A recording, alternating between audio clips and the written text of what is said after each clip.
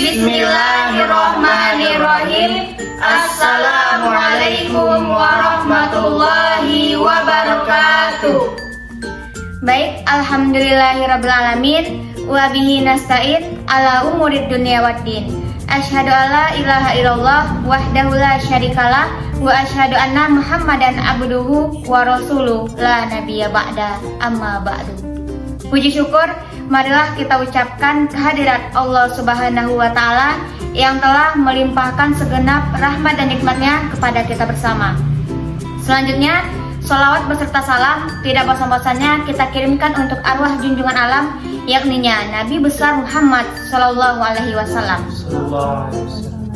Baiklah, kami dari kelompok 11 akan mempresentasikan chapter kitab kami yang akan kami beri judul Babul Qamis fil Qiyas. Bab 5 dalam kias. Perkenalkan, nama saya Raudatul Jannah dengan NIM 2012-00077. Perkenalkan, nama saya Ilhan Nazmi dengan NIM 2012-00102. Perkenalkan, nama saya Elsa Salsabila dengan NIM 2012-01940. Assalamualaikum ya Rauda. Waalaikumsalam Elsa. Kaifa haluki ya Rauda? Alhamdulillah ana bi khair. Anta Nazmi, kaifa haluka? Alhamdulillah bil khair. Wa anti ya Elsa? Alhamdulillah inni bil khair. Rauda, kamu membahas tentang apa? Saya membahas tentang kias menurut bahasa dan istilah. Bisa tolong dijelaskan? Bisa Elsa, jadi saya akan menjelaskan tentang kias secara bahasa dan istilah. Jadi, kias secara bahasa yaitu al-qiyasu lughatan masdurun qausun bimakna qadrun yuqalu qistul aradi bizara ayun qadarat tuhabihi wa istilahan radda far'i ilal asli dilati tajma'u bainahuma fil hukmi.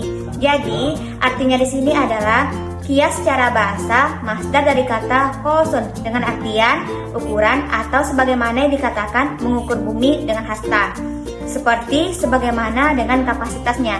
Dan menurut istilah adalah sesuatu yang dikembalikan keturunannya kepada keasliannya dengan sebuah kesempatan dikumpulkannya di antara keduanya di suatu hukum. Dan kamu Nazmi, kamu membahas tentang apa? Saya membahas pembagian kias.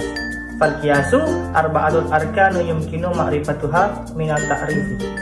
Kias mempunyai 4 rukun memungkinkan untuk mengetahuinya dari yang diketahui. Wahiyah, yaitu al-far'u wa huwa al-qadisatul jadidatul lati la hukmu laha fil Qur'an aw sunnah wal ijma' kal bahra masalah.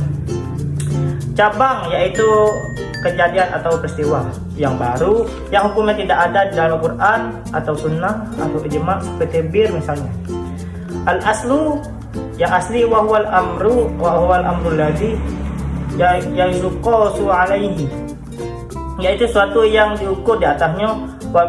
Waqad waradan nasu bihukmihi wa dzalikal qamr. Dan telah disebutkan teks itu dalam Quran seperti anggur atau minuman keras. Dan kamu Elsa, kamu membahas tentang apa? Di sini saya juga membahas tentang pembagian kias. Tadi setelah dijelaskan oleh Ilhan Nazmi tentang pembagian kias. Yang pertama itu ada al-far'u, yang kedua itu ada al-aslu. Di sini saya akan menjelaskan yang ketiga yaitu hukmul asli. Wa huwal hukmul ladzi ja'a min syar'i min syari' lil asli. Kal tahrimi alladzi warada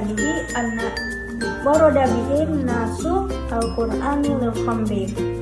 Yang ketiga itu ada hukum asli. Hukum asli adalah hukum yang datang dari syariat jalan asalnya, seperti diharamkannya sesuatu yang dikembalikan di dalam Al-Quran atau teks tentang anggur dan minuman keras.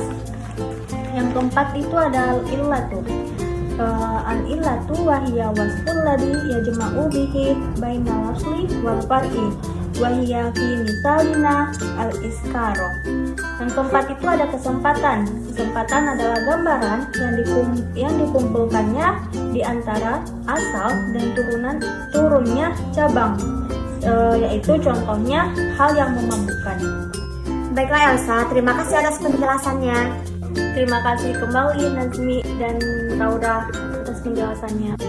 Baiklah, kami akan menganalisis pembahasan dari kitab kami, yaitu menurut Al-Ghazali dalam Al-Mustasfa memberi definisi kias yaitu menanggungkan sesuatu yang diketahui kepada sesuatu yang diketahui dalam hal menetapkan hukum pada keduanya atau meniadakan hukum dari keduanya.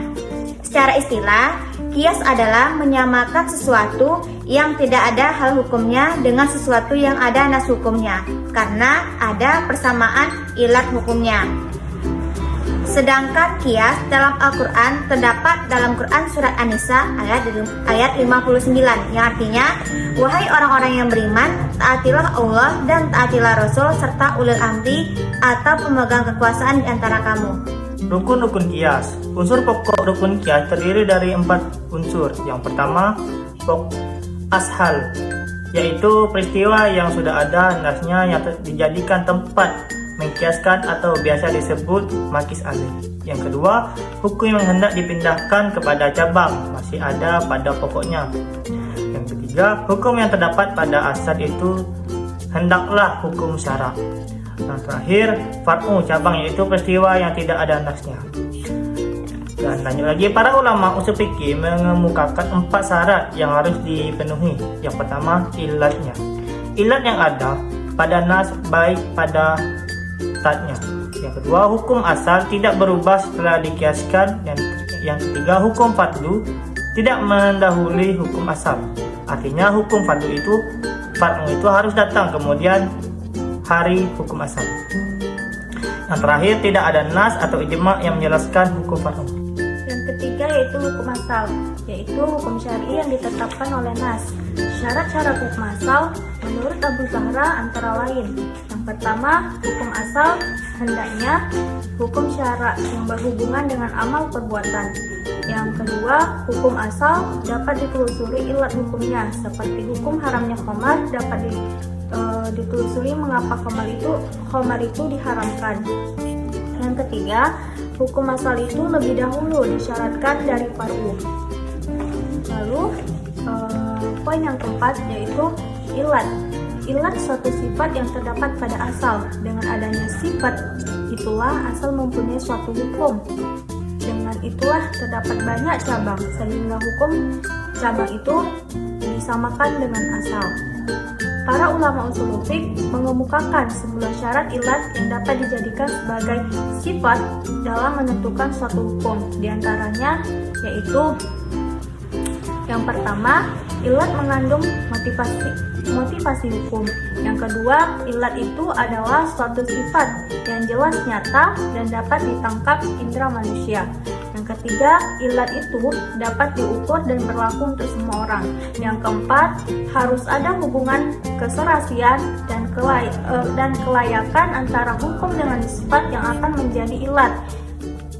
Yang kelima, ilat itu tidak bertentangan dengan nas atau ijma. Yang keenam, ilat itu tidak datang belakangan dari hukum asal. Mungkin hanya ini yang dapat kami sampaikan. Terlebih dan terkurang kami mohon maaf. Wabillahi taufiq wal hidayah. Wassalamualaikum warahmatullahi wabarakatuh.